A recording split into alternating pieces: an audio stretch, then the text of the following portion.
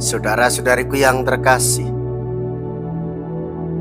pada hari ini Kamis 14 Agustus 2025, saya Romo Siga dari Gereja Katolik Santo Fransiskus Xaverius, Pacitan.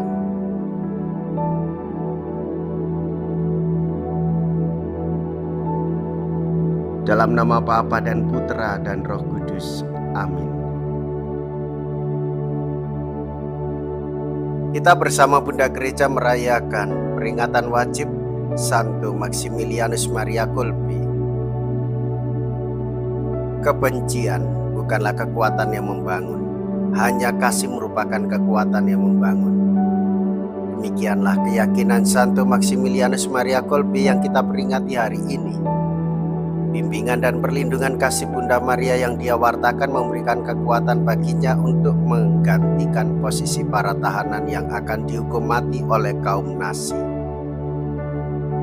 Suatu suntikan karbolik asid mempercepat kematiannya pada tanggal 14 Agustus 1941 dan dinyatakan kudus dan martir oleh Paus Yohanes Paulus II pada tahun 1982.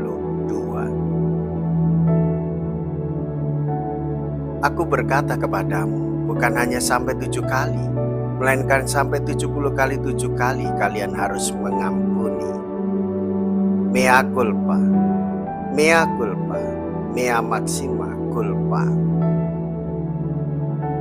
Saya berdosa, saya berdosa, saya sungguh berdosa. Semoga Allah yang Maha Kuasa mengasihani kita, mengampuni dosa kita dan menghantar kita ke hidup yang kekal. Amin. Marilah kita berdoa. Allah Bapa Maha Pengasih, dengan kekuatan-Mu, Santo Maximilianus Maria Kolbe telah menghadapi derita martir dan mengorbankan nyawa demi kehidupan seorang saudara dalam Kristus. Pandanglah kelemahan kami dan berilah kami kekuatan agar dapat menjadi saksi kebenaran dan cinta kasih-Mu dalam hidup dan mati kami. Dengan pengantaraan Yesus Kristus Putra-Mu Tuhan kami yang hidup dan berkuasa, bersama dengan Dikau dalam persatuan Roh Kudus, Allah sepanjang segala masa. Amin. Tuhan bersamamu dan bersama rohmu. Inilah Injil suci menurut Matius. Dimuliakanlah Tuhan. Matius bab 18 ayat 21 dilanjutkan dengan bab 19 ayat 1. Sekali peristiwa, datanglah Petrus kepada Yesus dan berkata, "Tuhan, sampai berapa kali aku harus mengampuni saudaraku jika ia berbuat dosa terhadapku? Sampai 7 kalikah?" Yesus menjawab, "Bukan hanya sampai 7 kali, melainkan sampai 70 kali 7 kali. Sebab hal kerajaan surga itu seumpama seorang raja yang hendak mengadakan perhitungan dengan hamba-hambanya. Setelah ia mulai mengadakan perhitungan, dihadapkanlah kepadanya seorang yang berhutang 10.000 talenta. Tetapi karena orang itu tidak mampu melunasi hutangnya, raja lalu memerintahkan supaya ia beserta anak istri dan segala miliknya dijual untuk membayar hutangnya. Maka bersujudlah hamba itu dan menyembah dia, katanya, 'Sabarlah dahulu, segala hutangku akan kulunasi.' Tergeraklah hati raja oleh belas kasih akan hamba itu, sehingga hamba itu dibebaskannya dan hutangnya pun dihapusnya.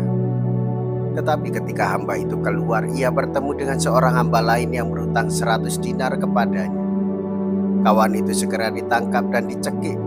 Katanya, 'Bayarlah hutangmu.' Maka sujudlah kawan itu dan minta kepadanya, 'Sabarlah dahulu, hutangku itu akan kulunasi.' Tetapi ia menolak dan menyerahkan kawannya ke dalam penjara sampai hutangnya semua ia lunasi.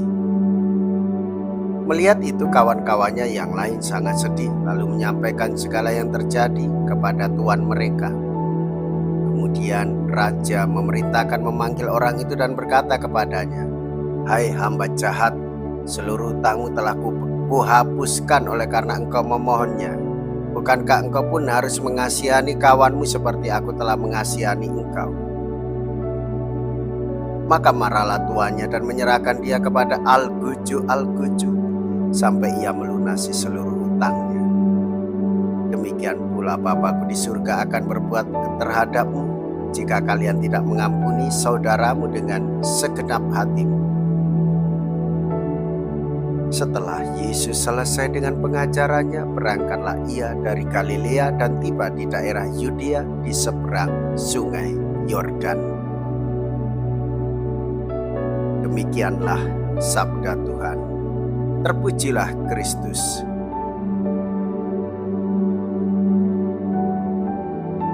Saudara-saudariku yang terkasih,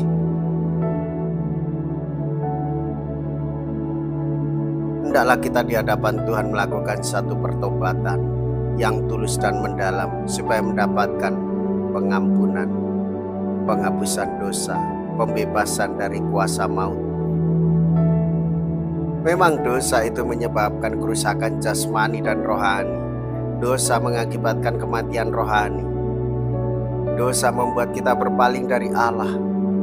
Dosa itu sebenarnya membuat orang berpusat pada dirinya sendiri. Maka hendaklah kita sebagai orang-orang yang berdosa menyadari bahwa kita ini tidak pantas, tidak layak.